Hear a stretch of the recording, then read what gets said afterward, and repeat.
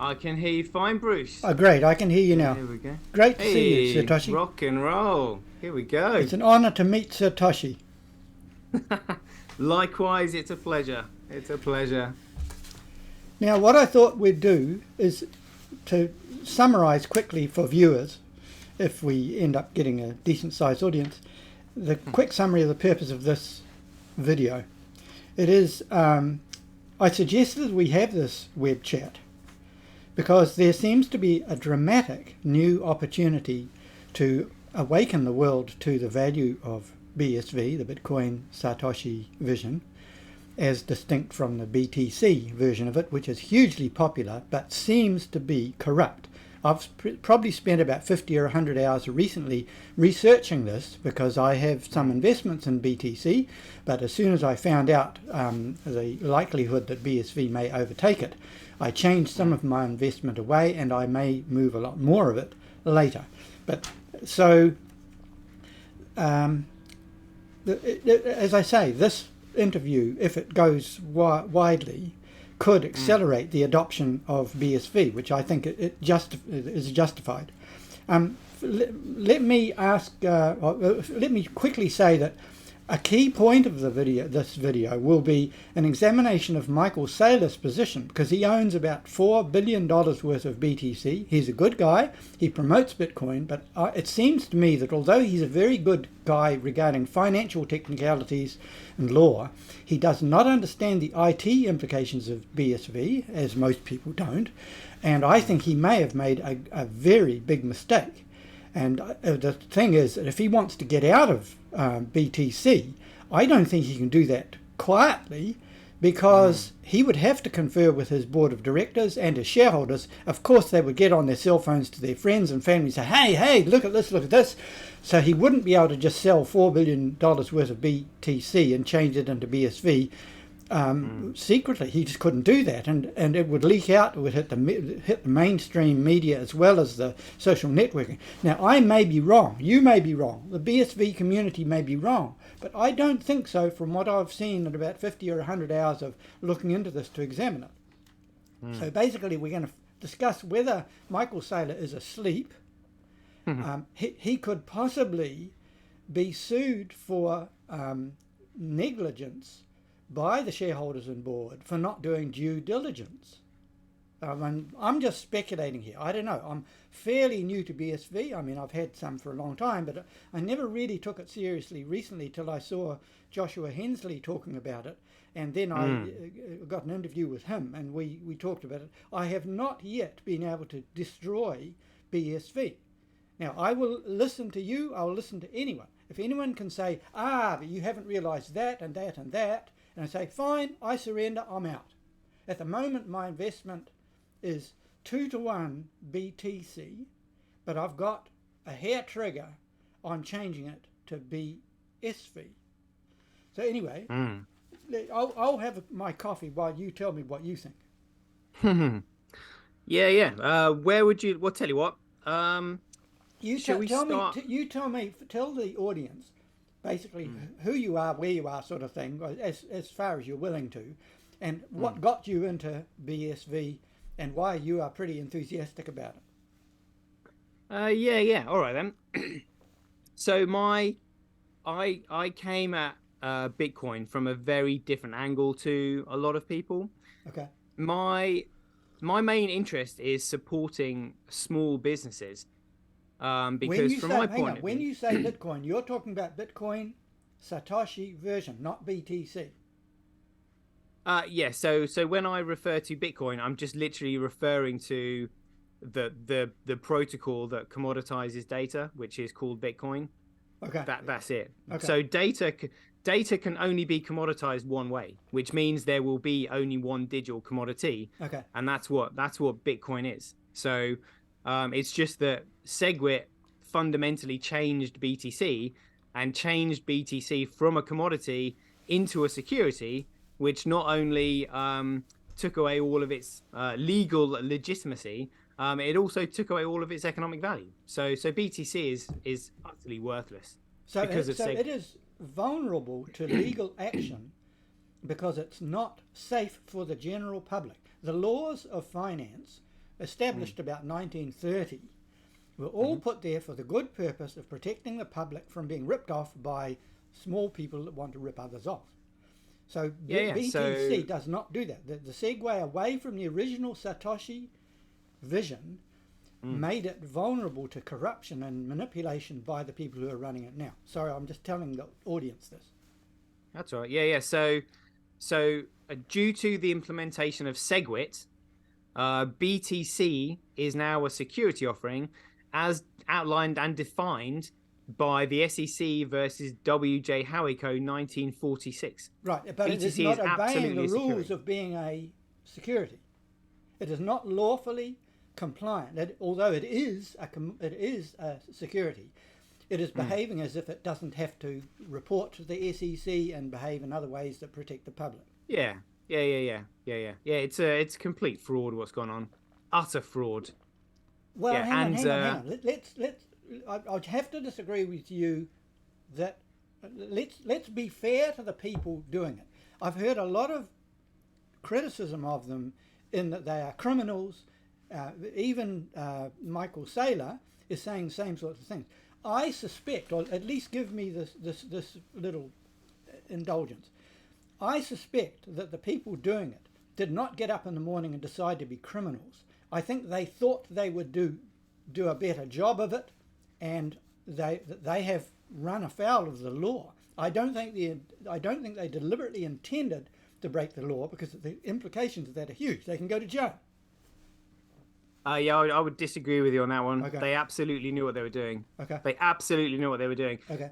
SegWit, you could not have sabotaged Bitcoin any better than SegWit. In order to have come up with the concept of SegWit, you would have had to have an absolutely in-depth, absolute, true, fundamental understanding of what Bitcoin was, because the lengths that they went to actually implement it and even come up with how to do it is just phenomenal. They knew exactly what they were doing. What did they gain from it, and how come they thought they'd get away with it? Well, they thought they'd get away with it because they think the majority of the people are stupid, which unfortunately they are. Ignorance. They've not. The academia does not teach people about commodities and securities anymore. It's very complicated. The whole thing is very complicated. A lot of the people watching this will say, "What's this all about?" It is very complicated. I've been in it since 2017, and I've got an IT background, technical writing, all that. So I'm used to dealing with complexity. But for most people, it is very complicated.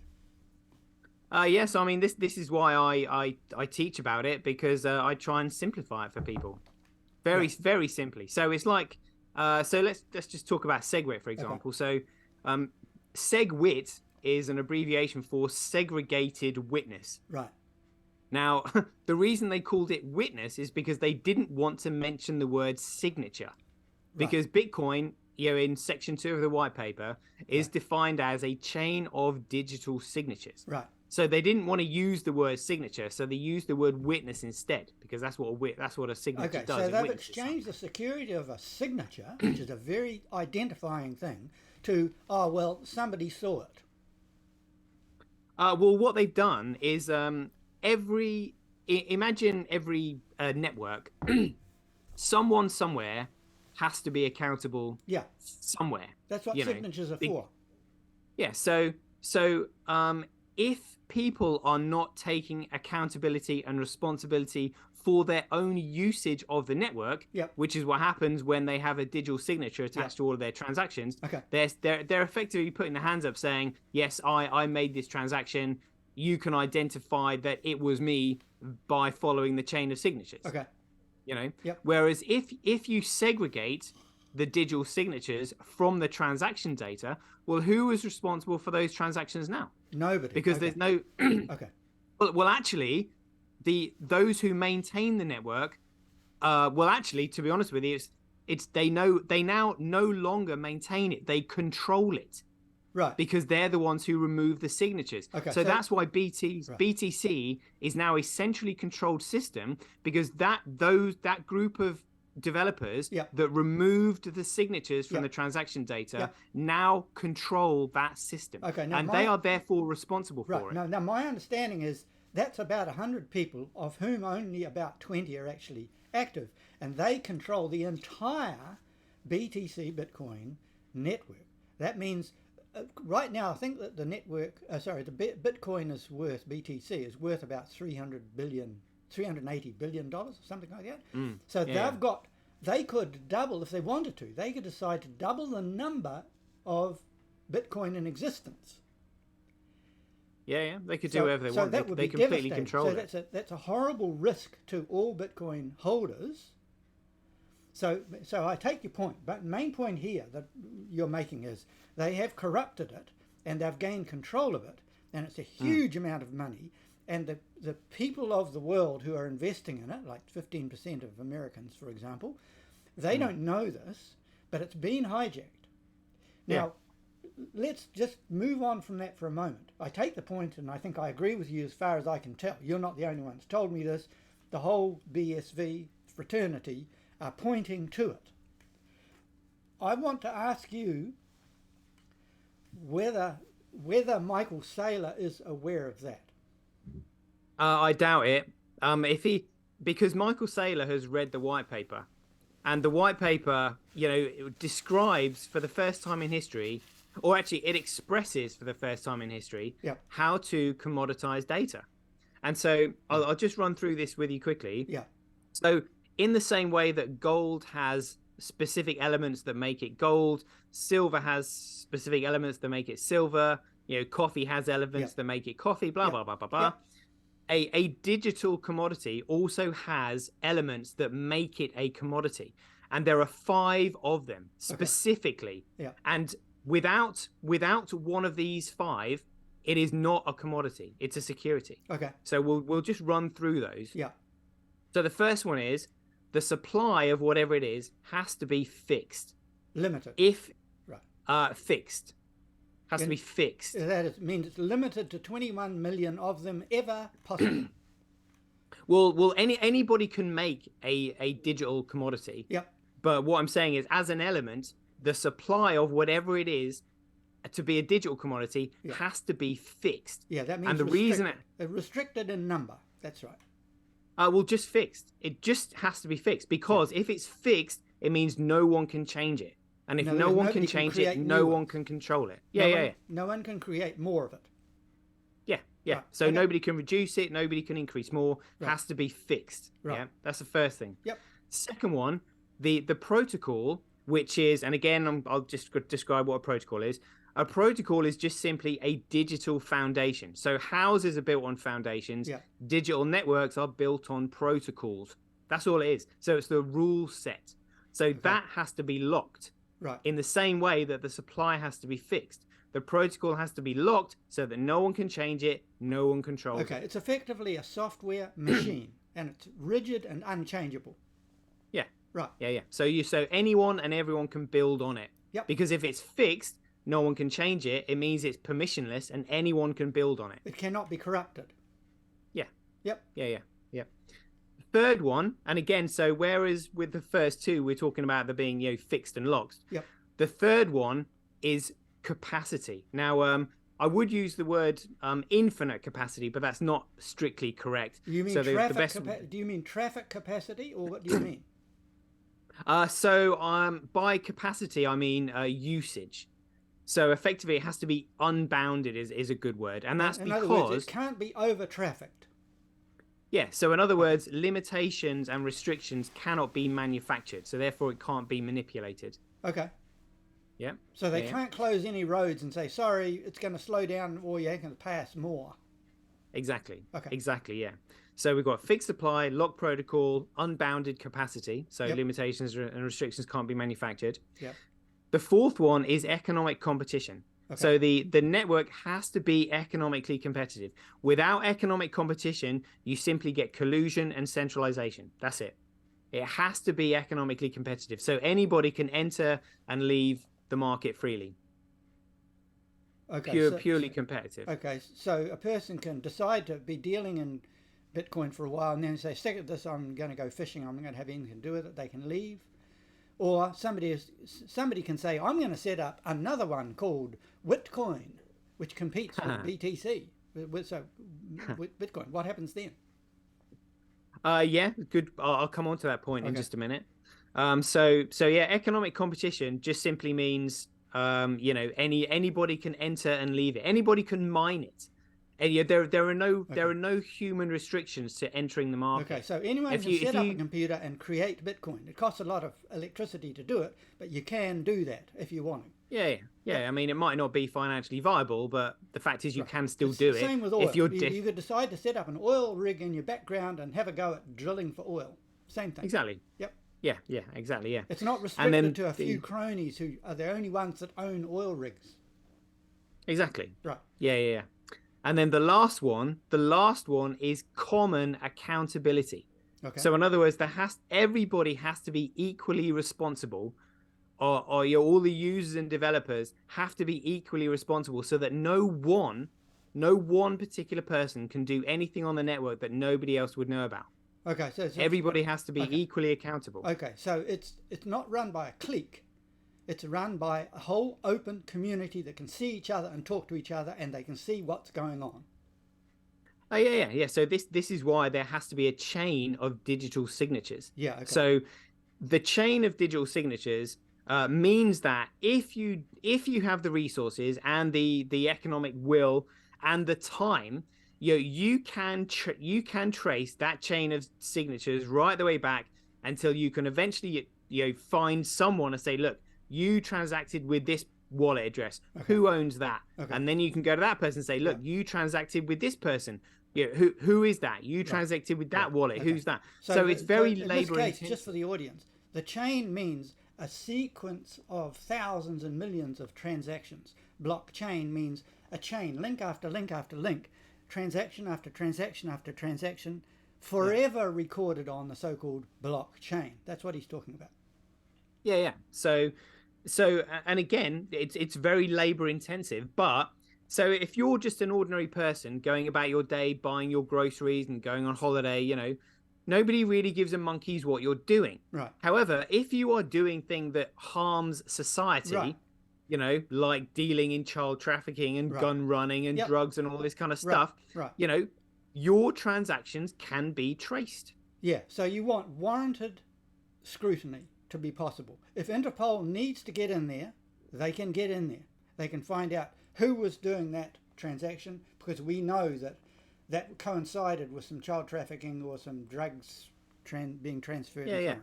So that's a feature of a good, what do you call it? A good network.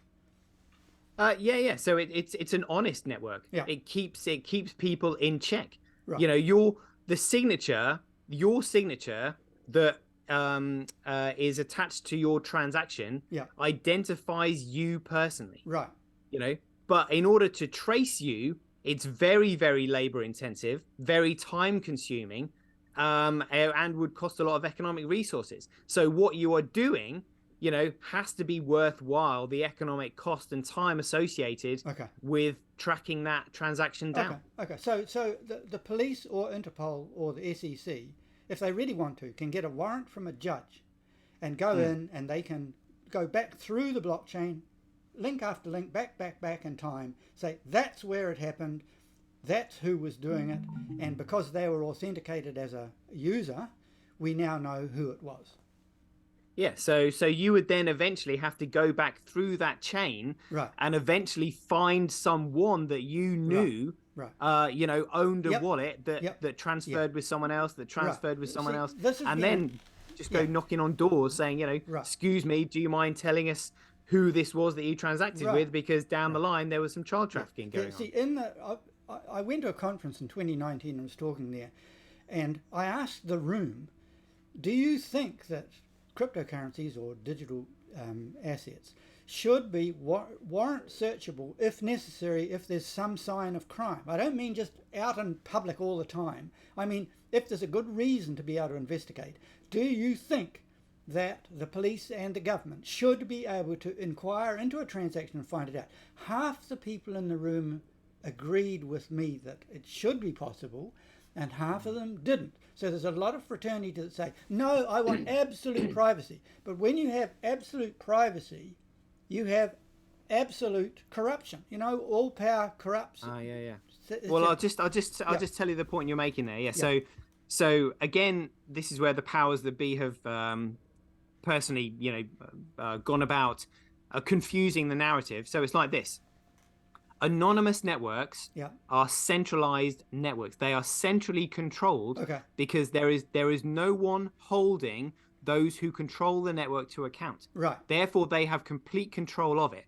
Yeah. And if they have complete control of it, it is a security.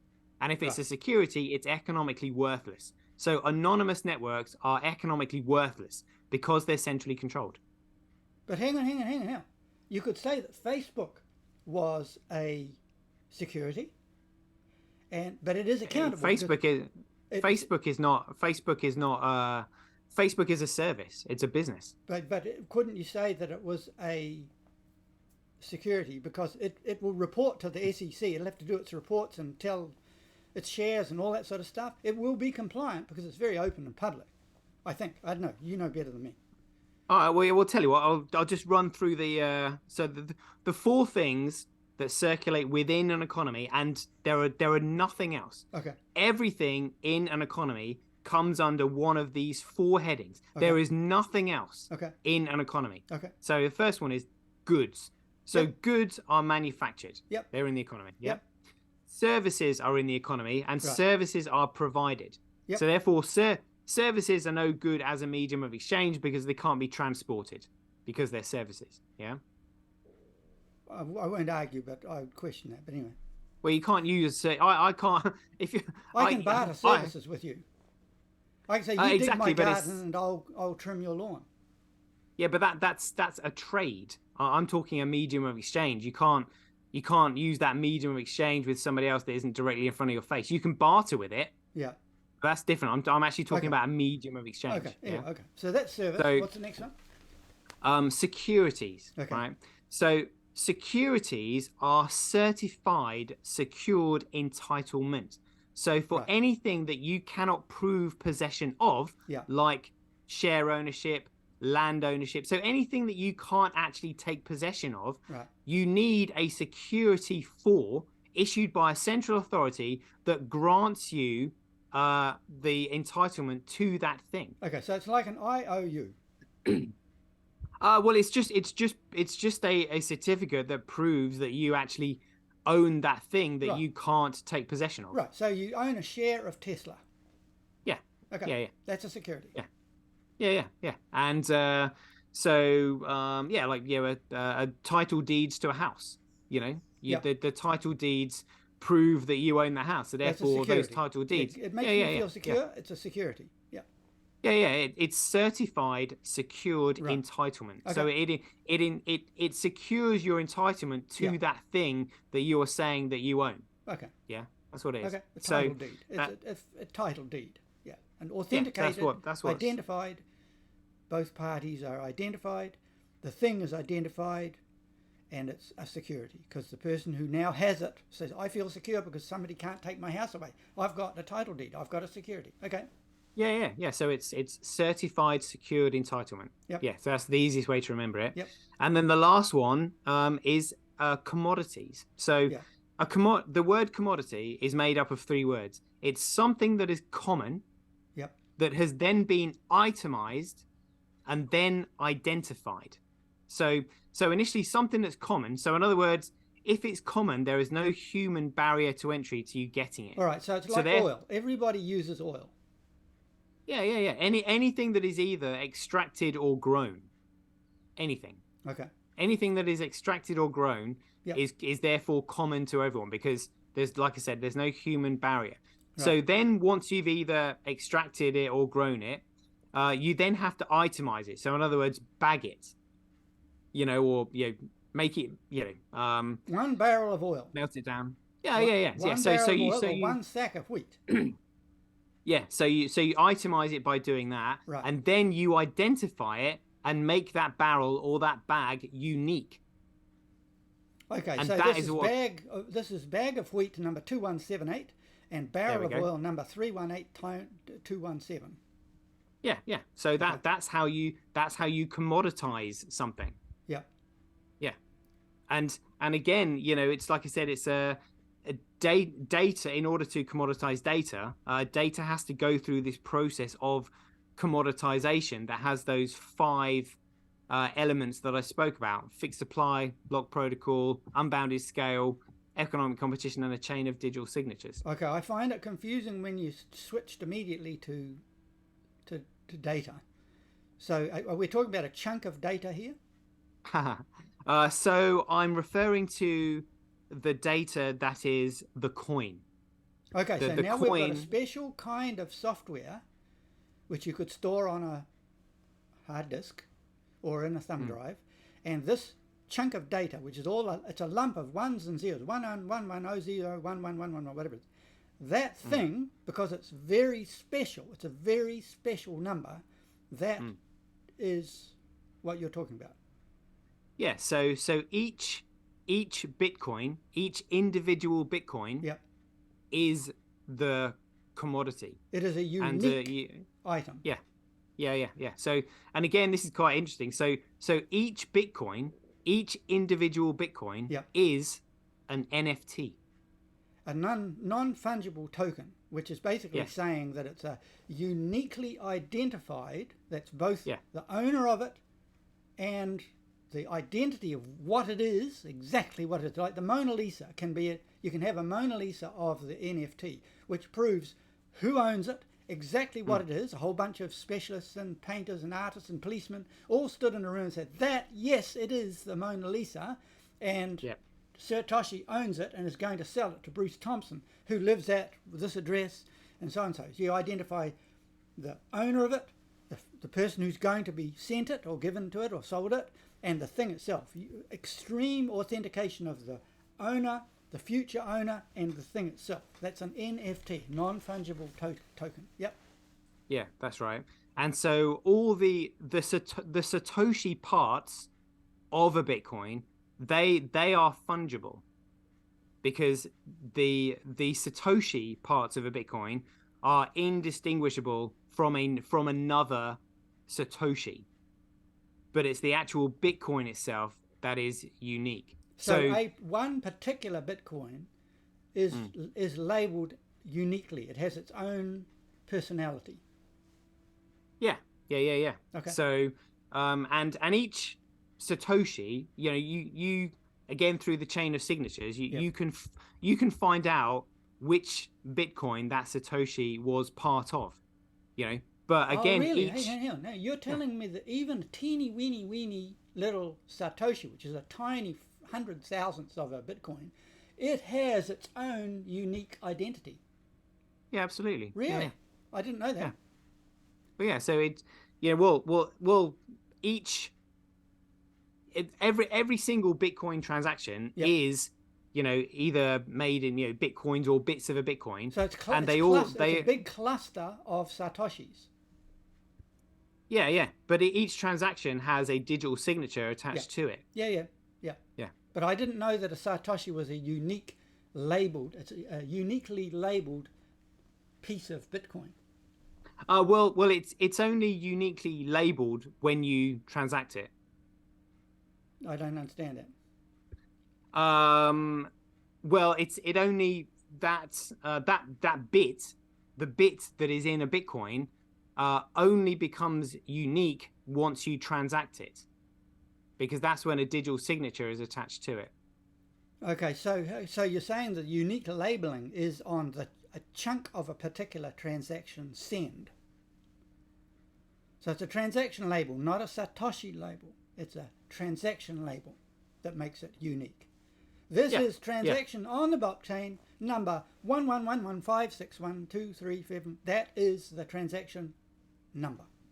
Yeah. Unique forever. Yeah, absolutely. Okay. Yeah. Okay, but a Satoshi does not have a unique thing any more than a grain of wheat in that sack of wheat is uniquely identified. All right, keep going. Yeah. Okay. Yeah, there we go. Right, so you've said there's a whole lot of list of things. What are we talking about here? We're talking about these list of requirements for a... Yeah, that's right. Yeah. So in order to commoditize data, so the question you put to me was how can, if data can be if anybody can make a digital commodity, Yeah. and you, so the question you asked me was something along the lines of, what's stopping somebody else saying, oh, by the way, I'm just going to go and make my own. I can't remember what you called it. Did you Wisbit or something? What did you call it? You said I'm going to Bitcoin, make. I don't know, let's call it Bitcoin Yeah. Superior. Yeah. Okay. Yeah. So if someone says, "Oh, by the way, yeah, I'm gonna go and make my own Bitcoin, Bitcoin Superior." Yeah.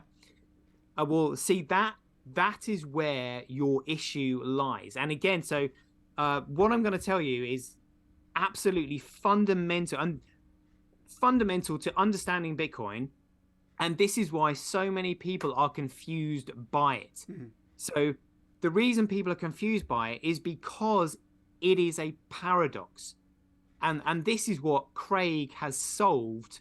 And I'll talk you through these steps. So if someone says, I am going to create this digital commodity, Yeah. well, congratulations. The fact that you've said you've created it actually means it's a security, because you started it. Nobody else had an opportunity to start it, and everybody knows you created it. Okay, but hang on a sec. How come Craig Wright, Satoshi Nakamoto, can do it and nobody else can?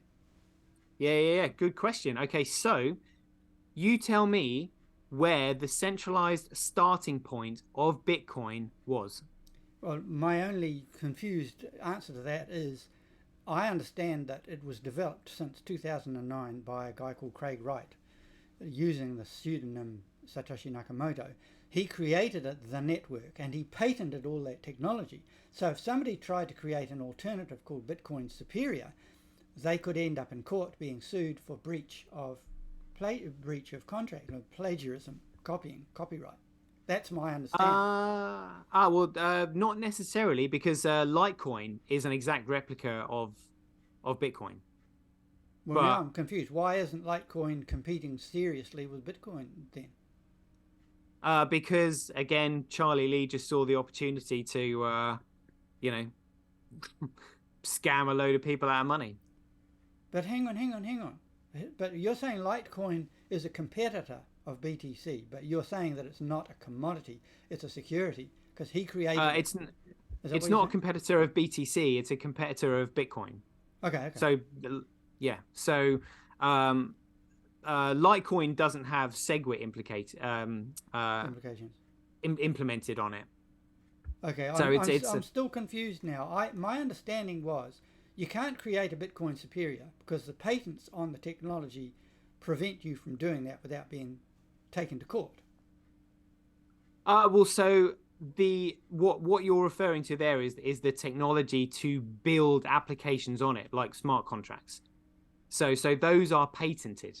So yes, that would limit the usefulness of it, but Okay. there is nothing stopping you from actually creating a digital commodity, because all a digital commodity requires are those 5 elements. Okay. That's it. Okay, but so why then is Bitcoin so special?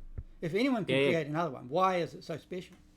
Yeah, exactly. Yeah. So I'll come back to that question again. Okay. So where do you think the central starting point of Bitcoin was? Well, I can only lamely answer that my understanding was that it was developed by Craig Wright from 2006 onwards to be a very secure, very rapid technology of creating a network that was secure, hugely scalable, and infinitely scalable. So that's where I think it came from. Oh yeah, but where do you think the actual network started? When would you say the network was started? When? Yeah. Well, around 2009, maybe before that even, because other people were creating networks like that, and Craig Wright picked it up and worked hard on it to get it right. Pardon the pun. Yeah, all right. So the point I'm making is that everything comes down to the centralized starting point. So all these networks had to start somewhere, yeah? And so the Bitcoin network itself was started by Satoshi Nakamoto on the 3rd of January, 2009. Okay, so when you say started, you mean when did it come alive? When did it go live? Not who created it. Yeah. When did it go live? Yeah. And my understanding was the 3rd of January 2009, was it, you said? Yeah. Right. It did go live. Okay, fine, yeah. But what differentiates Bitcoin from every other digital network out there is that a common opportunity was provided for anyone and everyone to start the network themselves, because all the information that anyone needed to start the network was in the white paper. You mean and the white paper, when you say start the network, you mean to make it go live? yeah. So all the information that you needed to make the network go live was in the white paper that was released on the 31st of October. Oh, really? Okay, so it was 2008. open source. It was open to the public, say, this is what we're going to do. And anyone could have said, right, let's go live. And Charlie Blogs and Samoa could have done it. Yeah. And Okay. this is why Craig very cleverly released the white paper on the 31st of October 2008, because October 31st is Halloween. So Halloween is an added distraction. Okay. Yeah, it's a distraction. And so in law, a reasonable amount of time is considered 2 months. Okay. So because he created the network, he had, in order for it to be classified as a commodity, he had to provide a common opportunity, which is therefore a reasonable amount of time, an opportunity for anyone and everyone to start the network themselves. All right. And the 2 busiest months of the year where people are most distracted is the festive period, November and December. Okay, but what say I had read that and said, well, I'm going to start that network. Yeah. Would I now be effectively Satoshi Nakamoto? Well, so again, this is why he had to use a pseudonym and step away from the project. Okay, but there's a big risk there. Well, it sounds like there's a big risk. We've only got 2 minutes, but we can resume after that.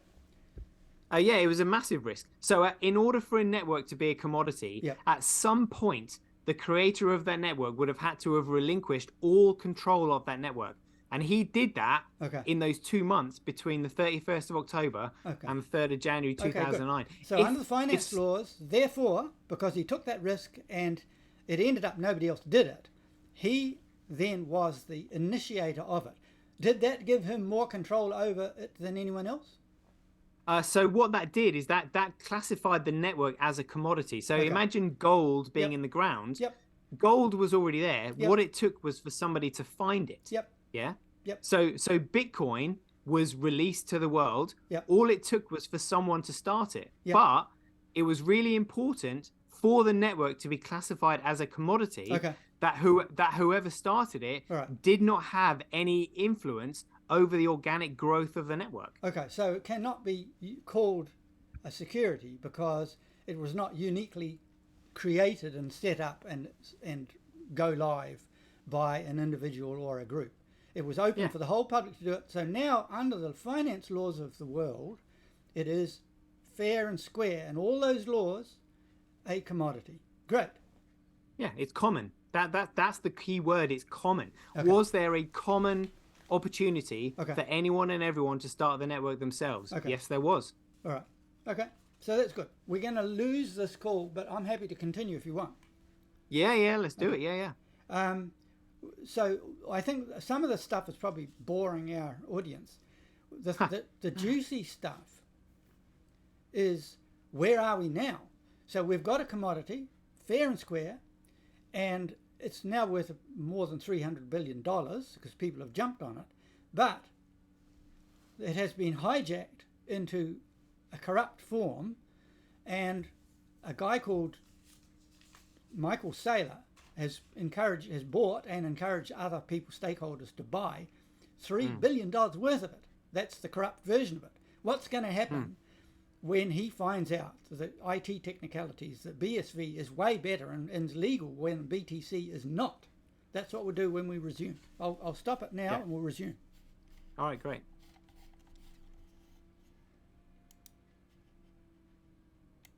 Record.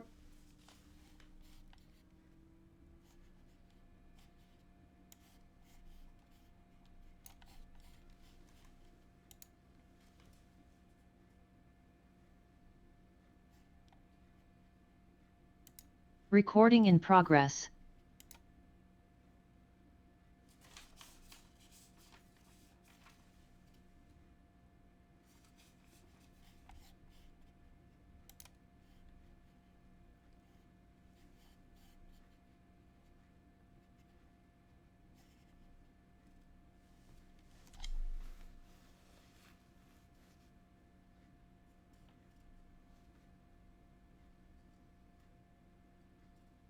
There we go. All right.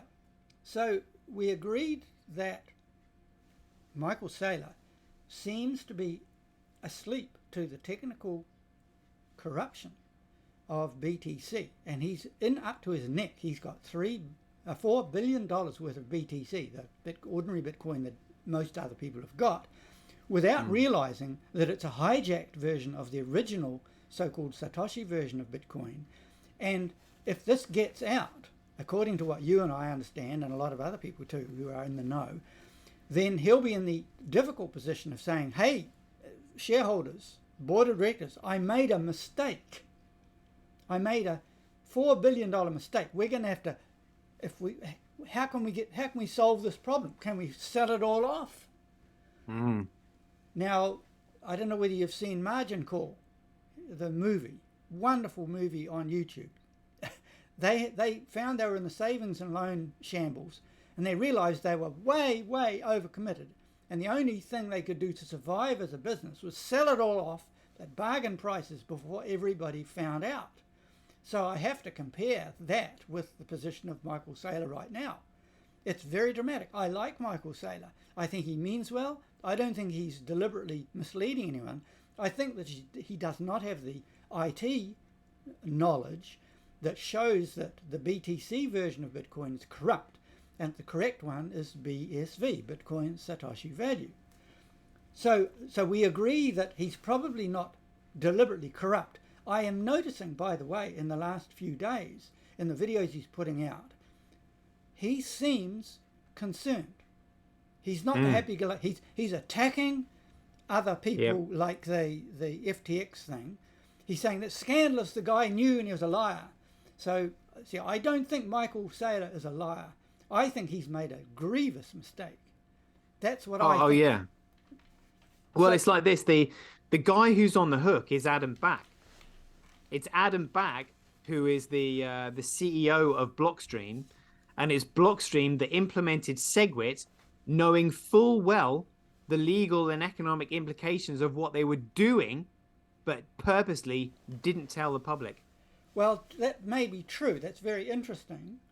But that just means that if and when Saylor goes bankrupt, he goes to Adam, what's his name? Adam Back. Adam Back. He goes to Adam Back and says, you caused this, I'm going to sue you. I don't think that's going to help a lot, because Adam Back won't have the money, $4 billion, to say, oh, well, sorry, here's $4 billion to help you out and pay back your shareholders and your own money. So I feel sorry for Michael Saylor. Now, on the subject, if I'm right, and if you're right, and if the Bitcoin Satoshi Value community is right, then it seems it's Satoshi Vision. Sorry, what did I say? It's Satoshi Vision. Sorry, Satoshi Vision. Yeah, the BSVs, Bitcoin Satoshi Vision community, which is worth millions and millions of dollars, in case anyone's wondering. It's small, but it's still transacting, millions of dollars a day. Anyway, if we are right, if we are not wrong, if we are right, then it seems to me, from my experience of media, I've read a bit about advertising, and I've done a little activism campaigns, so I know a bit about media. If that is true, this is a very big opportunity to sensationally expose the situation, as I don't want to damage Michael Saylor, but if the truth is going to come out anyway, it might as well come out now. And when you were interviewing with Joshua Hensley, he said it needs a trigger to get BSV recognized. I think we could be right now at that trigger. Saylor is big enough. He just needs to be confronted in the media. And sure enough, it's going to happen. I suspect that even now he is being confronted, but he won't be making that public. What do you think? Well, the trigger, I can tell you what the trigger is going to be. The trigger is just simply going to be price discovery, which is when the number starts moving. And the reason the number is going to start moving is because the supply of BSV on the market has literally just been strangleholded, because the only miners, well, yeah, the only major miners that mine BSV are Craig and Calvin. And neither of those need to sell their BSV reserves in order to cover their running costs. So there is no more BSV coming onto the market, which is why Bitfinex had to delist it, because they knew they couldn't keep the price down. I'm trying to figure out what that means. It means that It's basic economics. Yeah, It's basic economics. You restrict the supply, the demand goes up. Yeah, So sure. previously, Yeah. Tal was a public limited mining company, Yeah. and therefore they were restricted as to what they could and couldn't do. So Right. they had to sell the BSV that they were mining in order to cover their running costs. Okay. Whereas Calvin has just bought them out. Yeah. And so now it's his own private mining corporation. Yeah. And there's only two entities mining BSV. Okay. There's other miners, which I personally suspect is mostly Craig, and Tal, which is now Calvin. Yeah. And so neither of those two need to sell their BSV reserves in order to cover their running costs. Okay, but so now there is no BSV coming onto the market. Okay, but that doesn't matter to me at all. I don't care if there's never, ever again any BSV mined. The important thing is it is a limited supply commodity, and if it is seen as the ideal network for a very, very fast transaction and massive volume, and if BTC is seen to be a corruption of it and unsafe, the important thing is not how many BSVs there are or who's mining them. The only thing is, if the world jumps on BSV and starts to use it, transacting, huge volumes for convenience of conveying value from one point to another massively, can it cope with that? In other words, are there miners willing to process the transactions? Doesn't matter whether they create any new ones. It just needs to be there available to transact with, and become seen as the safe and better version of Bitcoin. Agreed? Well, it's like this. So you have to look at the value of the network. And I'll just explain what the network is. The network is the value of your own data that you own and control, that cannot be cracked, hacked, altered, changed, or deleted. So, imagine, look at all the social media sites at the moment with all the censorship and everything that's going on. Imagine now having a commodity data network with no single central point of failure or control, which means that when you upload data to it, you own and control that data. Okay. So no one can crack, hack, alter, and change that data. It's not susceptible to cybersecurity hacks or virus software. Okay, so you're replacing YouTube. You could replace YouTube. You could replace Facebook. You could replace Twitter. All of that can be done through the BSV network. Yeah.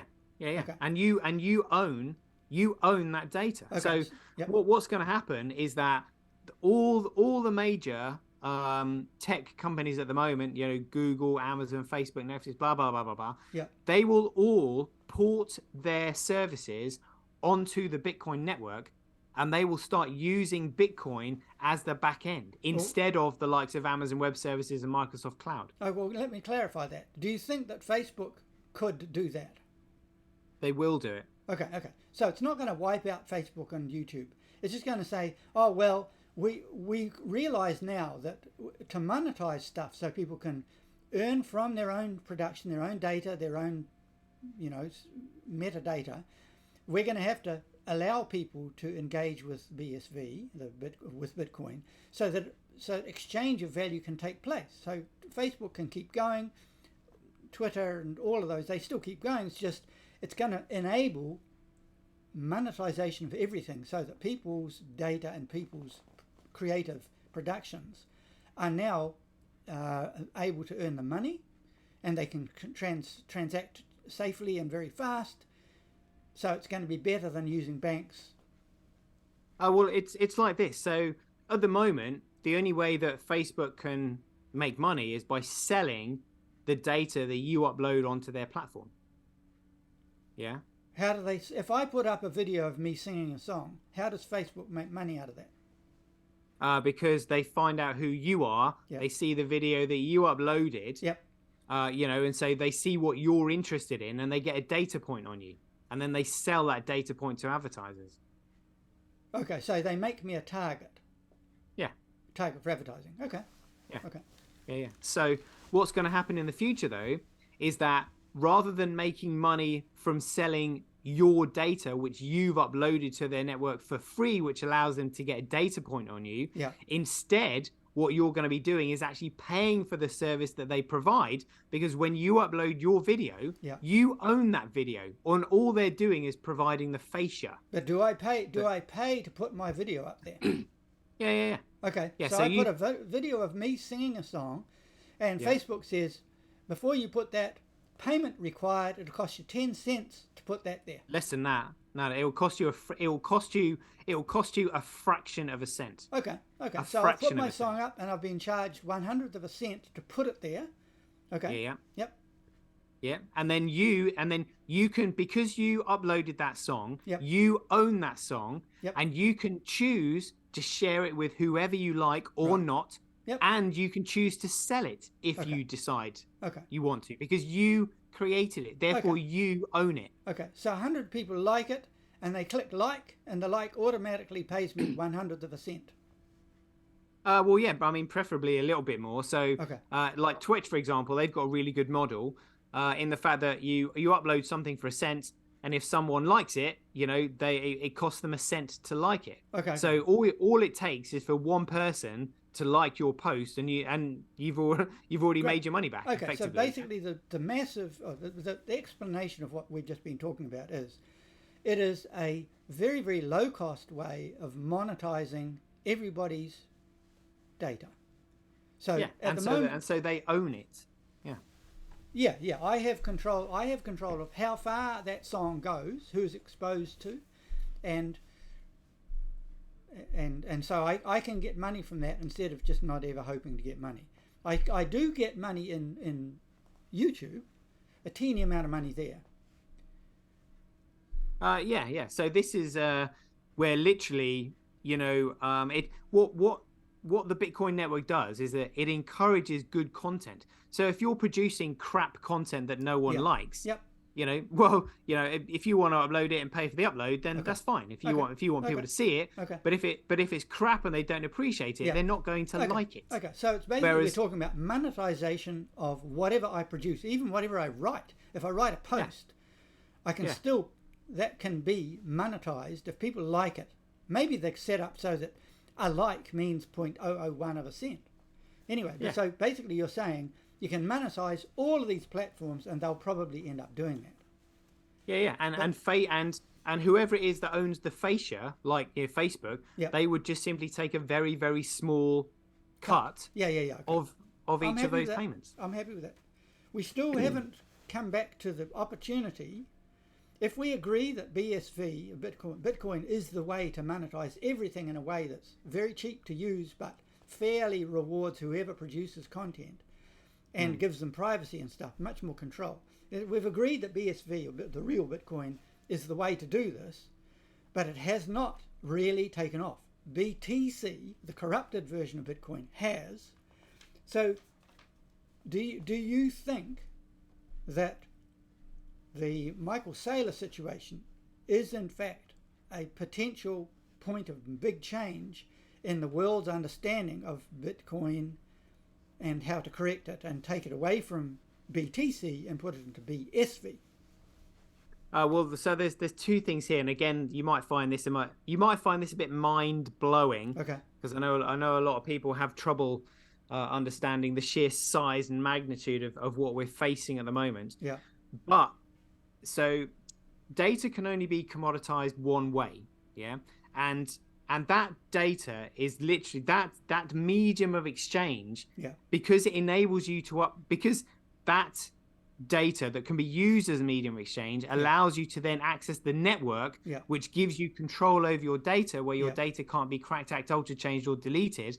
It is literally the most valuable medium of exchange on earth, literally. So if you are the person who currently is in charge of the world central bank and you can print, you can print all the money in the world, something like this threatens your economic power and dominance.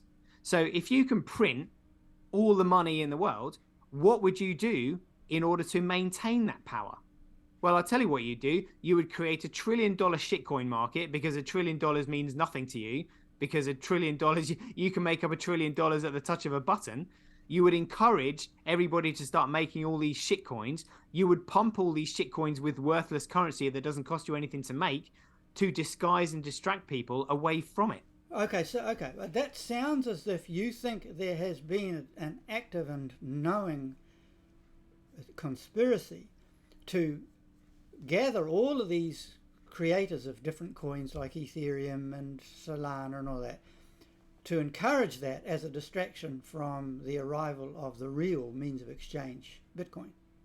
Absolutely. Yeah, absolutely. It's massive. I find that implausible. I mean, yeah, but look at how much.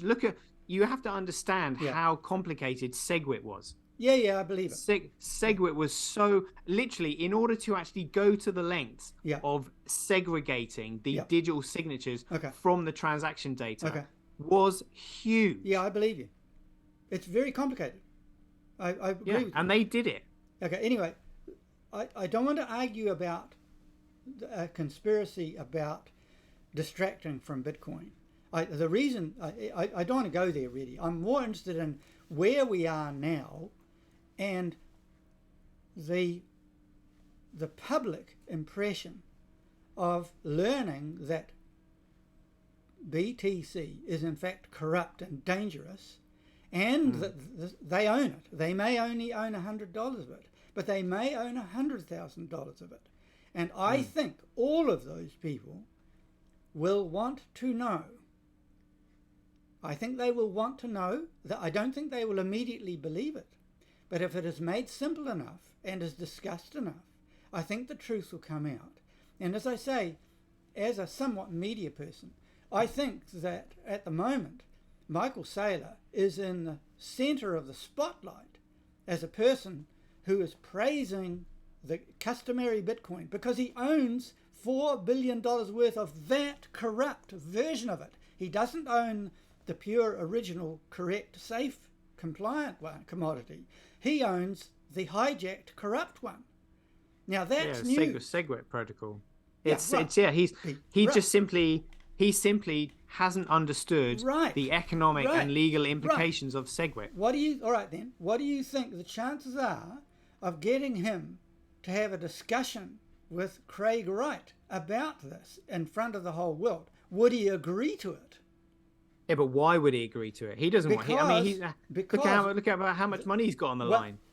Well, he would agree to it because he thinks he's safe.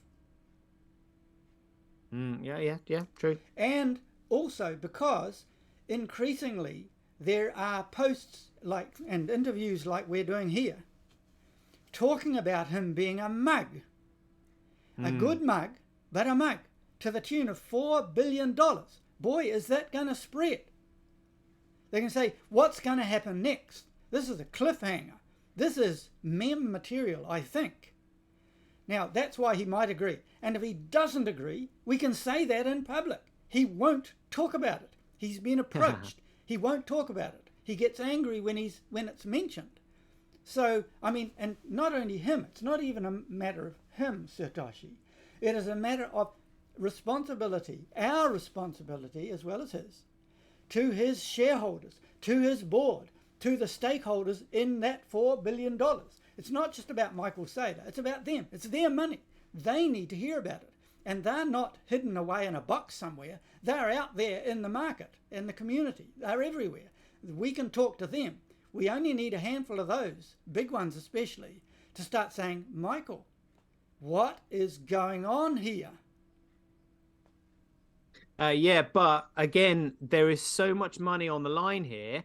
What I tell you what people are scared of, Yeah. and the reason the miners won't move and all this kind of stuff right now is because literally the control of the world reserve currency is on the line. And think how much people think about how much money that is and how much, economic power there is behind that. No one wants to be responsible. Nobody wants to have the finger pointed at them and blame pointed at them for being the cause of this. This is the standoff. The This cause is of why what? I Cause would of what? the flipping of BTC into BSV. It's going to be devastating. Well, hang who on, wants to who wants to be responsible for triggering that? Not me, I tell you. Let me answer your question. MSNBC does. Well, they want to be responsible for this. They are the media. They live off that. They get ratings off it. They get paid by it. That's the media. Yeah, but who controls them? Yeah, but who controls them? Well,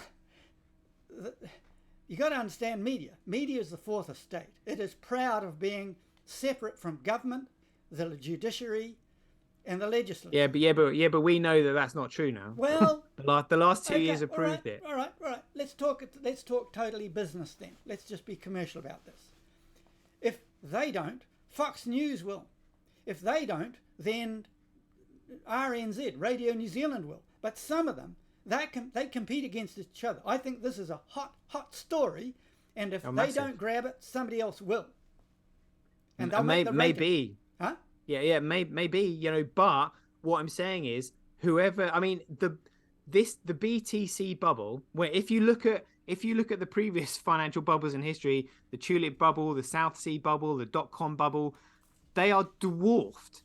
They are dwarfed by the bubble that is BTC. Right. Well, I mean, let me ask you again. Do you think that it's a hot story? Yes. Right. So if it's a hot story, and we know that the media, a lot of them are hungry, by the way. Trump's gone away. That's terrible. It's terrible. Trump's gone away. We've got no news.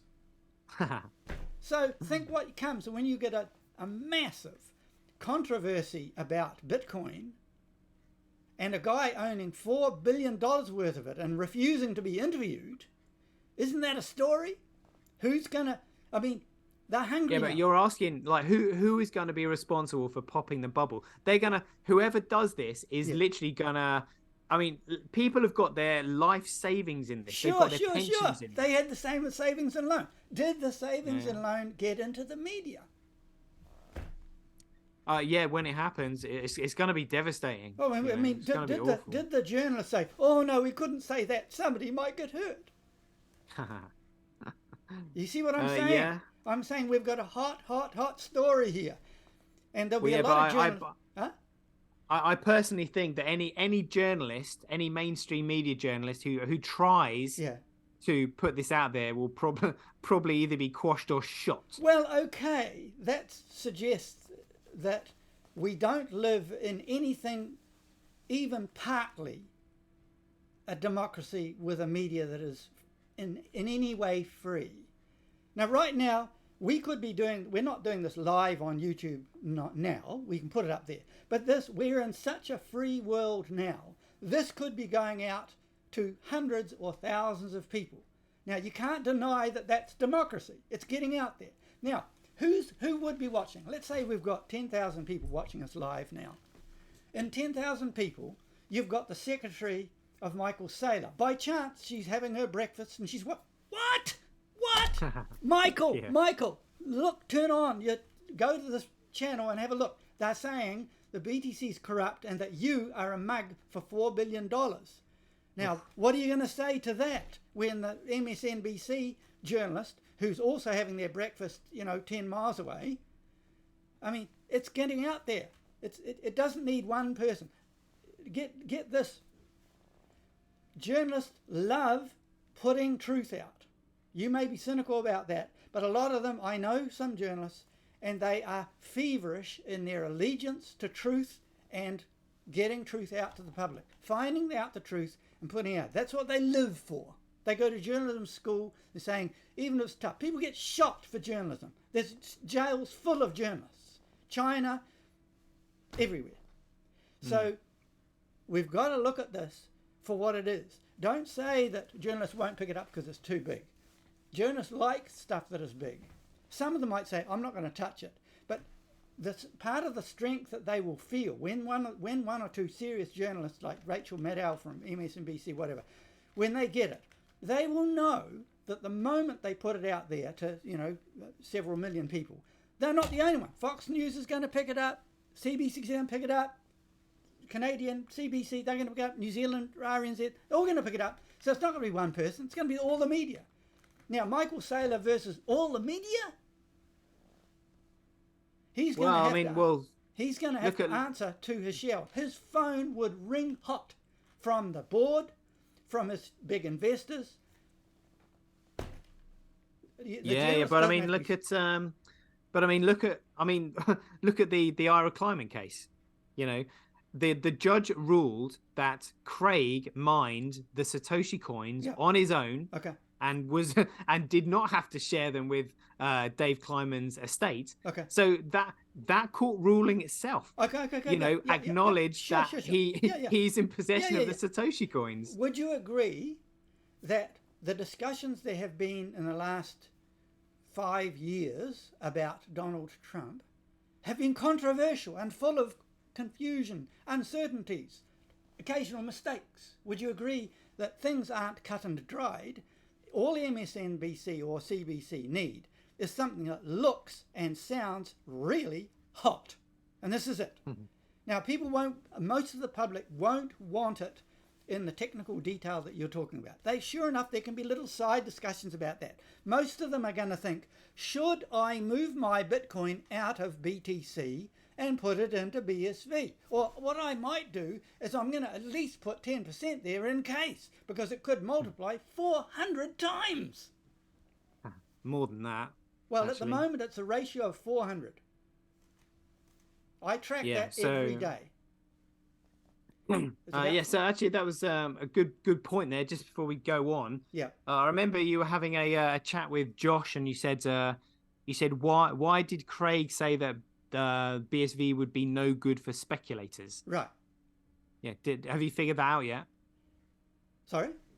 Have you figured that out yet? Have you figured out the answer to your question? I mean, he answered that. Either he or Banfi told me that it could, that Craig Wright had said it could go to 1,200. See, Craig Wright is pretty clever, but he couldn't foresee. He said in public, in court, he said, we didn't realize what was going to happen. I just wanted a really good micropayment system, and I really didn't realize how far this would go. So now it's worth, about $16,000 US. He didn't know that, and I think he did. No. Well, Craig knows everything. Well, he said that in court, and that's what he said. So anyway, what I'm saying is that. Oh, can I tell you what Craig said to me? Yeah. Okay, so I was curious as to how big he was thinking. Yeah. So I put this question to him. Yeah. And I just said, look, is the market that BSV is going for that of global e-commerce that currently has a market cap of $29 trillion? Okay. Yeah.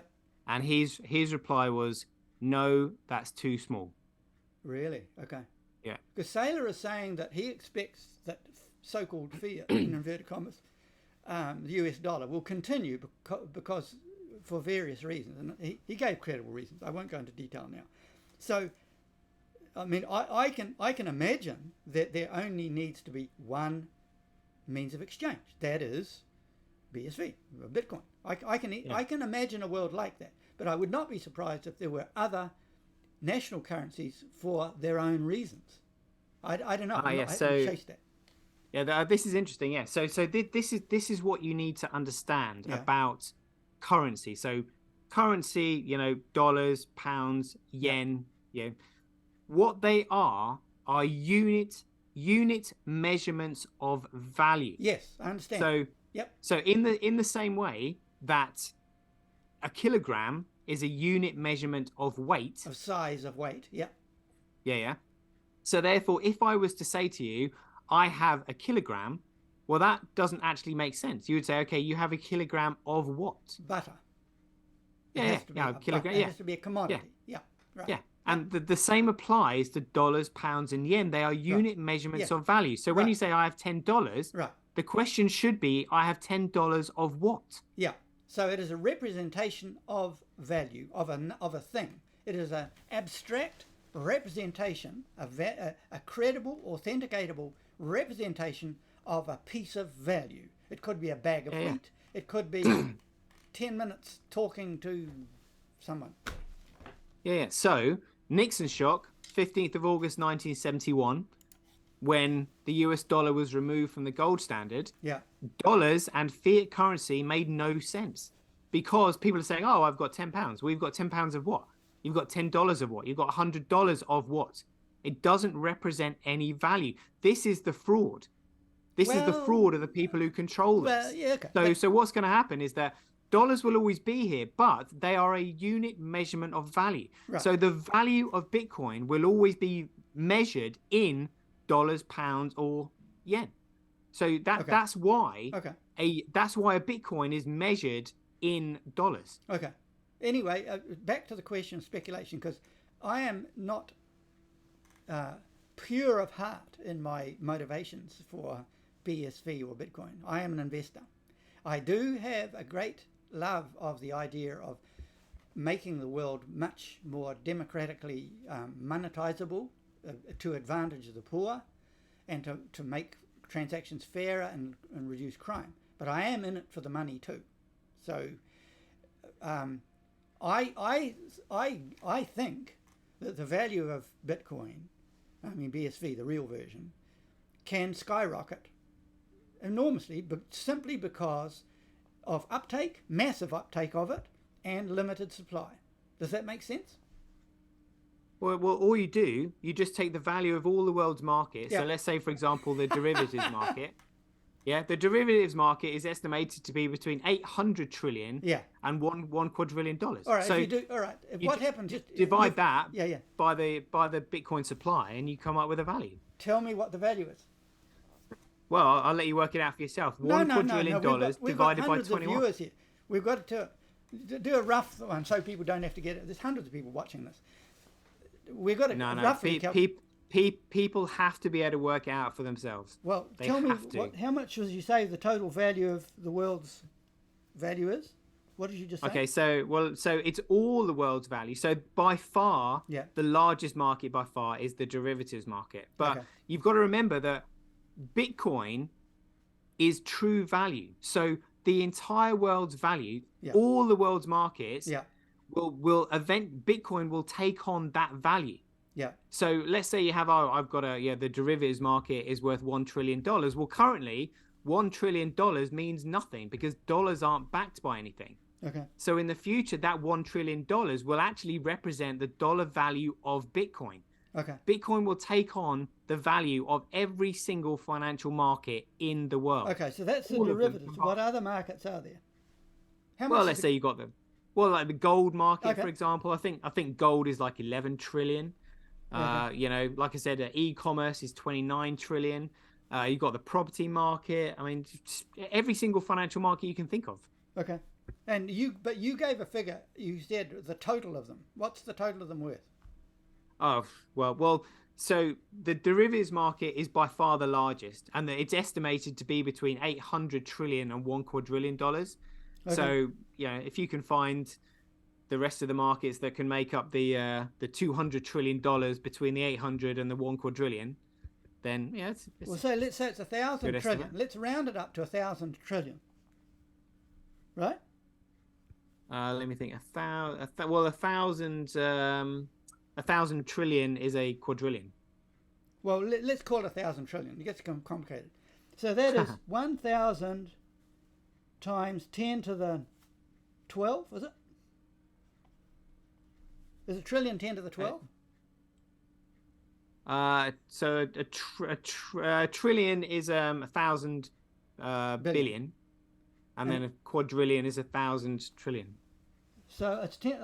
I calculate that as 1,000 trillion is 1,000 times 10 to the 12. right? Okay. Well, you just simply divide that by 21 million Bitcoin. Okay, 21. I'll do it because our audience will want to know this. They want to bother. I'll save them the hassle. Just give All me a right. second. Okay. All right. 21, 21 times 10 to the 6. So I cancel that out. That's 10 to the 6. So okay, so that's 10 to the 9 over 21, which is 10 to the 9. What's 10 to the 9 a billion, is it? Is 10 to the 9 a billion? Good question. I'm not too sure. I do know I have worked out the figure in my own head, but A million is 10 to the 6, and a billion is 10 to the 9. So it's a billion. It's a billion over. It's 1/20th of a billion. 1/20th of a billion. So Yeah, 1/20th. that's right. Yeah. Okay. Now one. Yeah. So, Yeah. okay. So 1/20th of a billion, and that's 1,000 million. So 1/20th. That is 5. That's 50 million. That ends up as $50 million per Bitcoin. There we go. Okay. It's just to save all the readers, all the viewers having to do that themselves. Yeah. Now, That's it. Okay. So anyway, I still have not been able to fault Bitcoin yet. As I say, I've spent about 100 hours looking into this, talking to Brett Banfi and Josh Hensley and now Satoshi, and reading online. I have not been able to find a fatal flaw in it. You know, I've talked with various people. There isn't one. So it that literally. And I'll say another thing, just so you understand where I'm coming from. I've been involved for some years with an organisation run by Peter Diamandis called the Singularity Technologies Movement, and he's a multi-millionaire entrepreneur guy worth $200 million. Basically, he's interested in all the emerging digital technologies. In fact, a message from him, like a post from him in 2014 or something, alerted me to Bitcoin. So I invested then. It's a long time ago. So he's a very clever guy, and he said he's focused on building a community of entrepreneurs.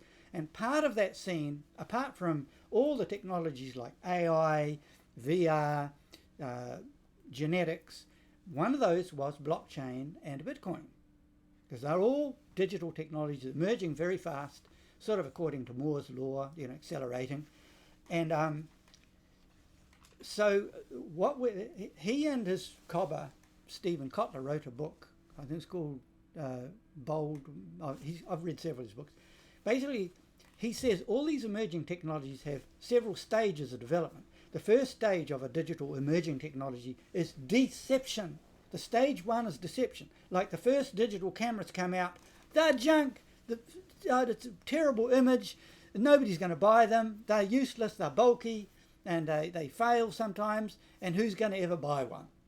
So people say, well, it's all right for that, and I could do that with it. Nah, junk. And then that's stage one, deceptive. A lot of arguments about it. And we are at that stage with Bitcoin, with BSV anyway.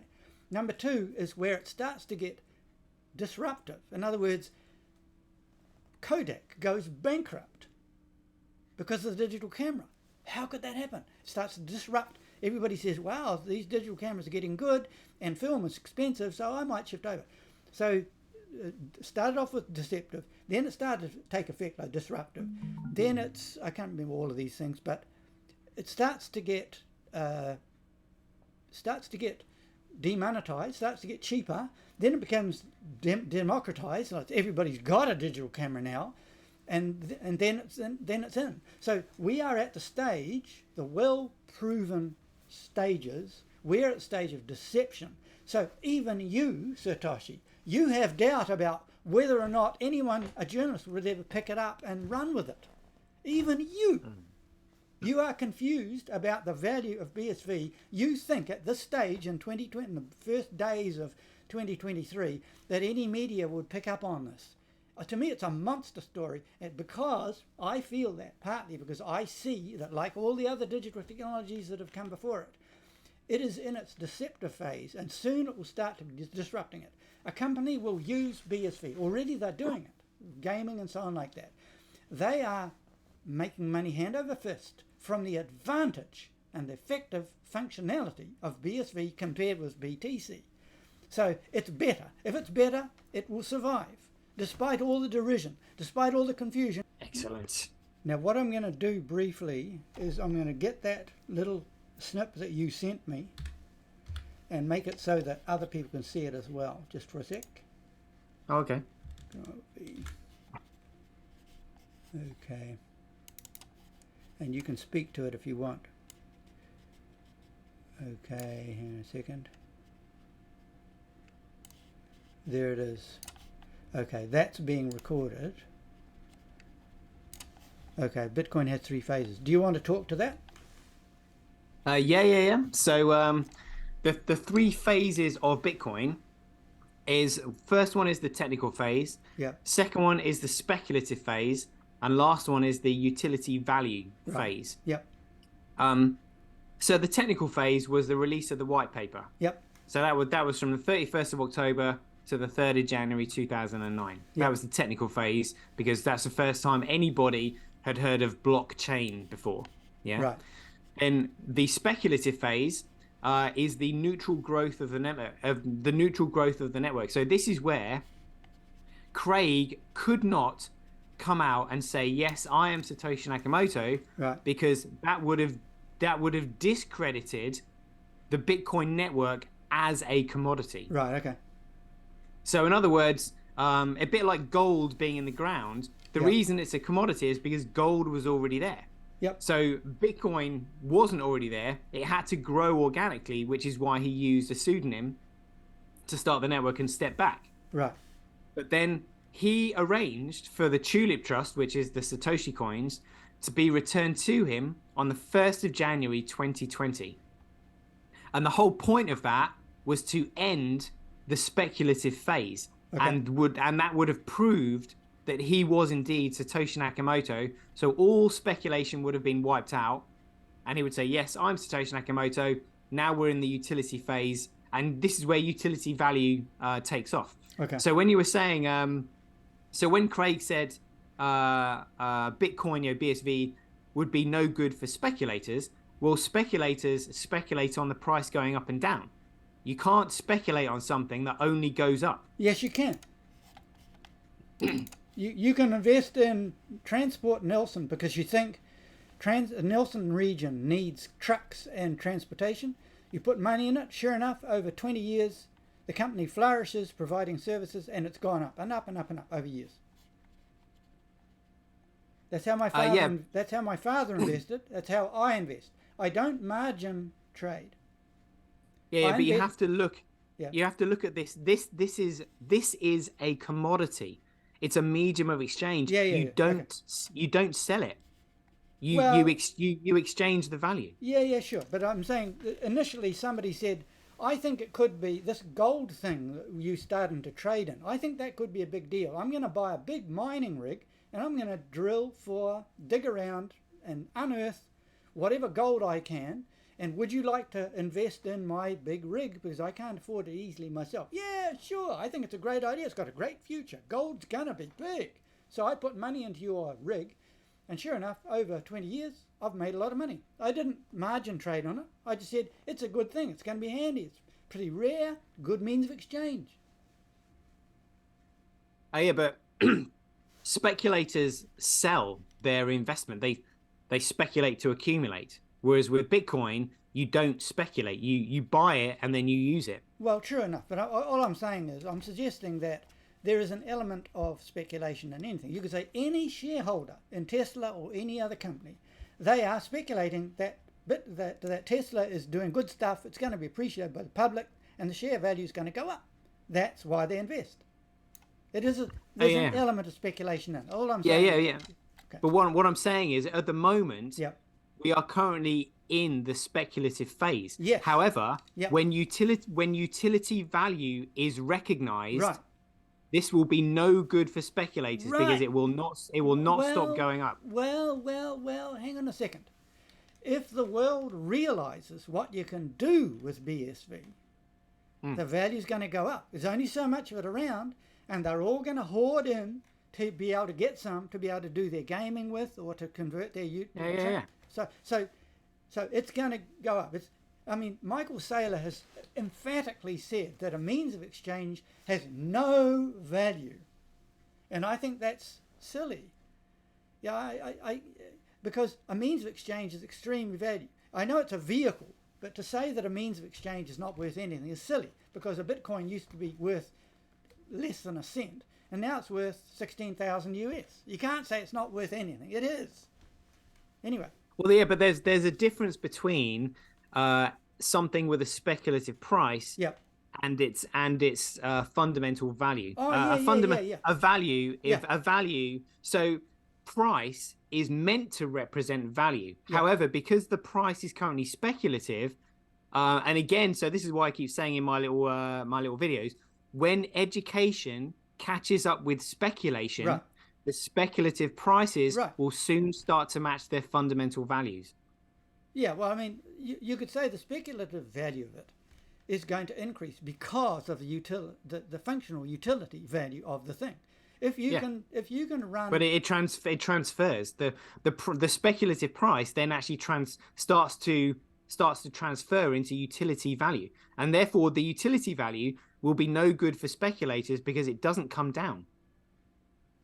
well, I don't understand that, because I think that if I speculate on the price of BSV, which I have, I mean, I've got money in BSV now, it is because I think the functional utility is extreme. It is extremely valuable commodity. It's like oil. If somebody discovers oil and I buy an oil field, it's still under the ground, but I buy that. You can say it's speculation. Other people could say, oh, no, I'm Imperial Oil. I'm starting up, and Mr. Thompson has given me this amount of money to help me buy equipment and piping and everything like that. What a good man. Now, sure enough, both are true. I'm doing it for generosity to help them make a good thing work. You can talk about carbon, but leave that for now. But if I invest in Imperial Oil because they know about an oil field down there, the geologists have told me they need special steel for their piping and the machine, I say, here is the money, you can do it. Now I'm speculating, and I'm also giving the world petroleum. So it's a mixture of speculation and being good and having faith in something and taking a risk, because it could turn out that the stuff poisons everybody or causes things called climate change. But businesses like that.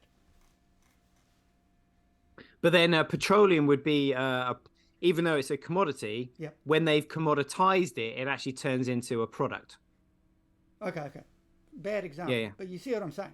I'm saying Yeah. BSV, the speculative value. Well, let's just quickly talk about money. Okay. So again, people need to understand the difference between currency and money. Okay. So the word money is actually derived from two words. Yeah. Mon is singular, like in Monopoly, in Mon. Yeah. And the Y is commodity. Okay. So when a commodity monopolizes a market due to its ability to be used as a medium of exchange, Yep. it becomes a monopoly commodity and recognized as money. That's what money is. So it's a medium of exchange, and a medium of exchange is competitive because it's a tool. What's the oneness of that? You said it's money. What's the Yeah. oneness? Where is the unity thing? I don't grasp what you're talking. Why? Yeah. Okay. So a medium of exchange is a tool that enables, encourages, and accelerates the facilitation of trade. Yeah. Now, because it's a tool, it is economically competitive, and because it's economically competitive, there will end up only being one, and that one is the mon. Okay. So it's a mon. Okay. So it becomes a monopoly commodity. Okay. So it's the favoriteness. Yeah. Of the means of exchange that is the one. You say, well, I use US dollars. I could use yen, but in the United States, everybody's using US dollars. So that's the money we're using. Yeah, but this is what I'm saying. So again, this is why I said before, dollars, pounds, and yen are unit measurements of value in that specific economic area. Right. So at the moment, those unit measurements of value do not actually measure anything as of Nixon shock, 15th of August, 1971.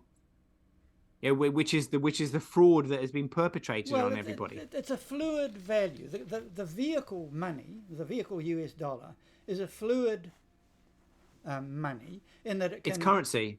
It's Sorry? currency. That's it. The US dollar is currency. But it's still, I It's not money. Well, I respect what the US dollar or the pound, the English pound, or whoever the first currency was. Maybe the the Romans had their first coins. Whatever it is, the fact that those things, they're maybe out of date now with our digital technologies, but they have served us enormously. So I still love the US dollar and the New Zealand dollar and the yen and the yuan. They've all done a great job. They're just a bit out of date now. So they are money. They're good. And but they would still be doing a good job if they were actually true unit measurements of value. But the fact is, they've been hijacked. They are now securities fraud as defined by the SEC versus W.J. Harry Code 1946. Okay. They are securities fraud. But even so, you can go to the movies and pay and get to see the movie. You can buy bread at a shop with it. So it's not that bad.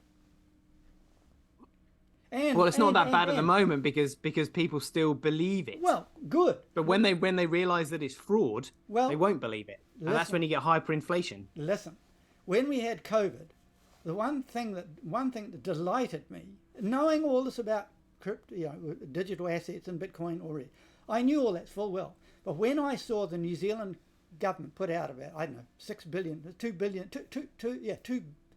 billion to rescue people who were put out of job, the restaurateurs and the people that were impoverished by being closed down because of COVID.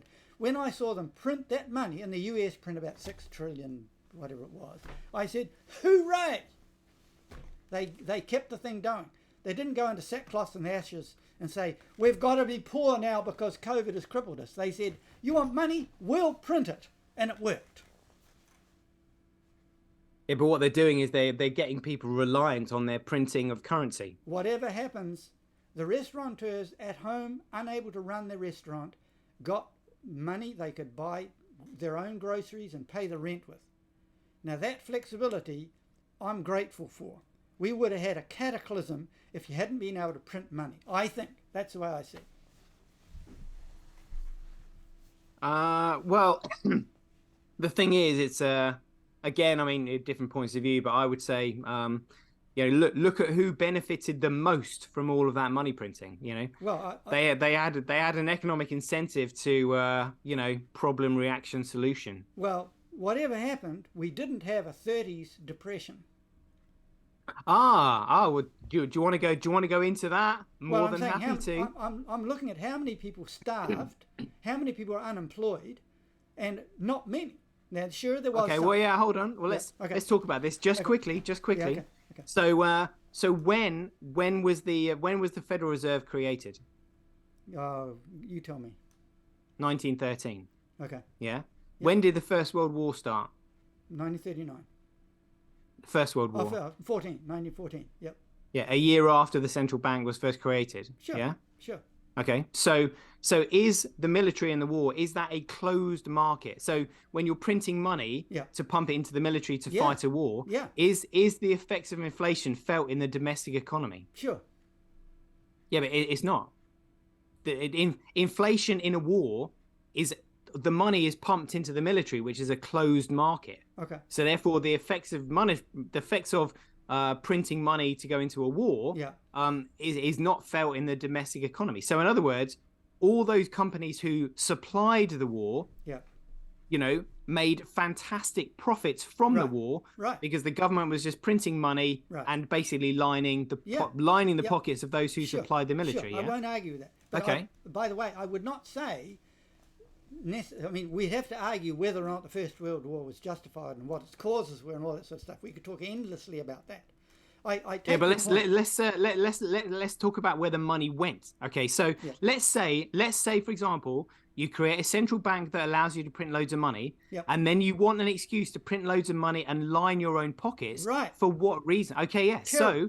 So what you do, you create a war that lines your own pockets. Then what you do is you create a bubble, and then at the end of the bubble, what you do is you rug pull, you make everybody poor, all those companies that have borrowed money from the bank can't pay their money back, and then you've got a money pot that you've created from the First World War that allows you to pretty much buy up all the American corporations. Yeah, terrible, terrible. I'm not going to argue with you.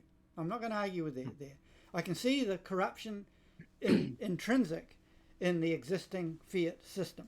What I'd like to do is, I'd like to go on to another question, if you don't mind, and that is, we've agreed that perhaps the Michael Saylor situation is a possible major media event. I'd like to hear your opinion. Let's say that an MSN journalist happens to see this video and totally agrees, and it goes mainstream tomorrow, and it's a big headline about BTC may die and have to be replaced by another one altogether, and Michael Saylor looks like a fool. He's a good man, but he looks like a fool. And that goes wild throughout the world, and people start shoveling money from BTC into BSV. What does that do? What do you think that does to the world? Well, what it does is it draws the world's attention to the world's most valuable commodity that is BSV. And its usefulness, right? Because part of the first big message in the minds and hearts of the perceiver, of the audience, will be, oh, my Bitcoin's going to crash. But in that whole conversation, because I watch MSNBC a lot and other big broadcasts, they go into quite a lot of detail. They'd say, why the hell is BSV better? And that would come out. Amongst the noise about the price is going to go up, price is going to go down, there would be a lot of talk about the beauty of functionality of BSV. And corporate managers and all kinds of people say, I'm going to make a token that does that. I'm going to cut out that intermediary there. I'm going to save money here. I'm going to revolutionize my factory. That would come out too. So we'd go past the speculative part into the, what did you call it? The next utility value. Utility value. Utility value. So I think that the sensation of the media blast from it would lead into the utility phase of it and adoption. Do you agree? Yeah. There are many triggers, and again, this is why the powers that be are doing all they can to try and suppress every angle. Well, I in the world that I know, they can't stop us if we can effectively get this story in an easily assimilated way to the journalists who at the moment are ignorant of it. They're even more ignorant of it than Michael Saylor. But there's some very, very clever journalists who can make complicated things sound straightforward enough for people to understand. Rachel Maddow, a good example. But there's lots of people there who will explain it in simple terms so that the average public can understand it.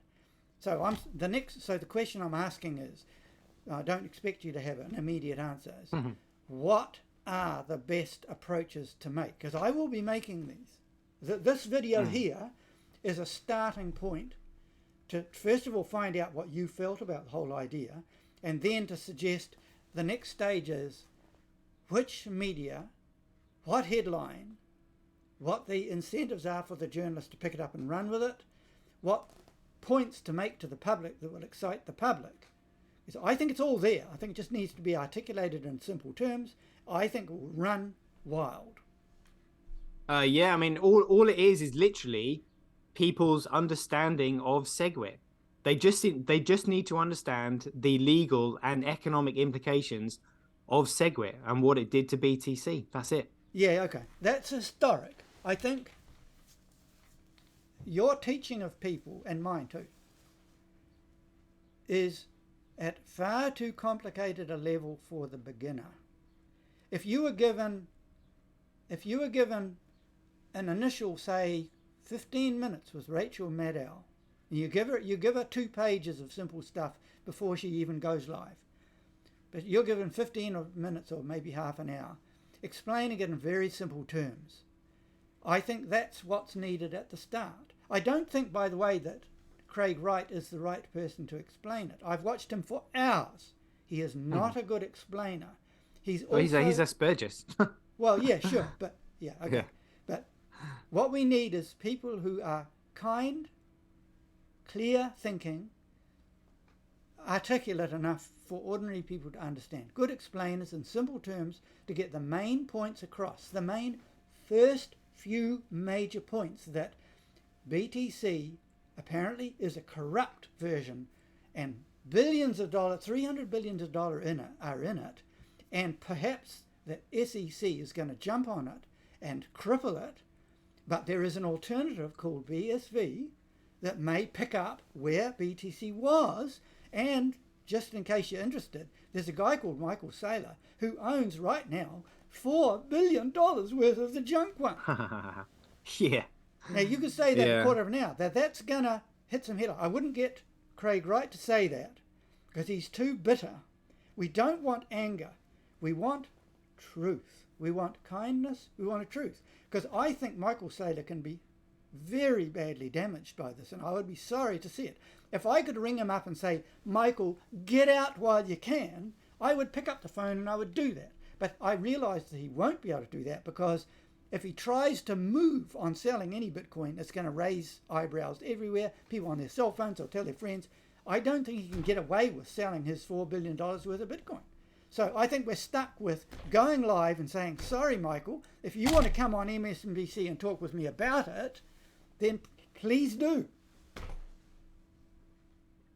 Yeah, I mean, I'm more than happy to do it myself. All right, well, that's very good, because I think you could. But even you, Satoshi, I think that you are so engrossed in the detail that you would have to change your message. You'd have to dumb it down to a 12-year-old level, retaining the credibility of it in simple enough terms that people get an initial grasp of the main story. BTC, the popular cryptocurrency, has been hijacked and is corrupt, and the SEC may jump on it soon. But there's the proper version, BSV, is available, well tested, massively scalable. That's the story. And there's Michael Saylor, the poor guy, has got $4 billion worth of him and his shareholders have all got that. And how can we alert them? And it can't be done secretly because everybody's going to be wild about it and they're going to send social media stuff. That's the story. Just leave it at that. Just leave it at that. The public, the audience, would do the rest. They'd talk to their neighbours, they'd talk to their friends, they'd say, oh, you've got to watch this. She's going to come back tomorrow and be talking to so-and-so or so-and-so. You know? That's the way I think it's going to go. Yeah, I mean, it could do that, but what I can tell you, and again, I've been watching this lot for years, the powers that be that are behind this BTC fraud, you do not want to mess with. Well, okay. That suggests, I mean, already the news is sort of out there. There's a lot of people already talking on YouTube now about it and in social media. So if if Rachel Maddow rang me up and said, Bruce, will you do it? I say, yes, I will. But but there's lots of other people doing it as well. You could have a team, you could have a panel. But in the end, if you are, let's say that there is a syndicate of very serious top people crippling BSV, they won't bother to try and eliminate 20 different people who are already, like hundreds already. It's not going to help them. It's out there. The damage is done. They can't quieten you down. Rachel Maddow and a million others know about it now. What are you going to do by killing Bruce Thompson? Nothing. Oh yeah. I mean, this is why they're doing all they can to suppress the price of BSV now. So the only reason that BSV has got such a low price is due to the fact that they stole all the customers' BSV in the delist BSV campaign by saying, by the way, we're going to delist BSV from our platforms. If you don't either convert it or you don't withdraw it, we're simply going to confiscate it. And they've been using that haul of BSV to artificially suppress the price for the last 3 years. Okay, but that does not cripple the utility of BSV. You can buy a Kivo wallet, put all your BSV in there, or another wallet. You can put into there. You can own BSV, regardless of whatever they do. They can't stop you owning BSV or transacting in BSV, right? So they're not crippling the functionality of BSV. They're just trying to stop people exchanging it in exchanges. We don't want exchanges anyway. Yeah. So anyway, I think the story is there. I'm not sure of anything. You know, I invested initially in 2017 in ETH when I heard that Morgan Chase Bank was going to set up their back room with Ethereum. I ran and I put gold into Ethereum. It skyrocketed. So I did very well then. But now I'm totally out of Ethereum because of what I've learned about from Michael Saylor, of all people, that it is not a commodity, and it's going to be crushed if the SEC jump on it unless it adopts BSV under its infrastructure, so on. So I'm not sure of anything. I'm just telling you my perception now, and it seems to me that we're not being obstructed seriously by a syndicate of opposing people. Sure enough, there will be people trying to do it, but that's not stopping it. What's stopping it is a clear and simple first explanation to the public that their BTC is in danger and there's a better alternative, and its functionality. This message has been too complicated. Believe me, I've been confused by it. I'm sure you've been confused by it. But if the message can be made simple, the utility of BSV and the beauty of BSV remains there to be found. It just needs talking to the right journalists. I don't think the journalists are scared. If the journalists like Rachel Maddow are scared, they would not have published against Trump and various things that were happening in the USA and the politics there. So, I mean, the media is full of people. The journalists, I think we've got to respect the journalists for what they are. They like truth, and they will go out on a limb. As I say, the jails are full of journalists, but there's a lot more journalists out of jail than in jail. Mm-hmm. You know, we've probably had enough here. I can't immediately think of particular media or the particular message, but I think we've made a good start in clarifying this. You've been a valuable sounding board for me. I hope I've maybe been useful to you as well. I don't know. But Yeah, I have. Yeah, it's been great. You can do what you wish with this. I will create a file of this whole thing. I might publish. I'll confer with you anyway. We'll see what we want to do. Great. Yeah. It's been a pleasure. I've thoroughly enjoyed it. It's been Thank great. you. Good on you. I enjoyed your. All right. I enjoy the style of your webcast. Great fun. There'll be plenty more to come in the future, believe me. All right. Good on you. All right. I'll bye for now. All right. Cheers, Bruce. See you later. All right. Bye.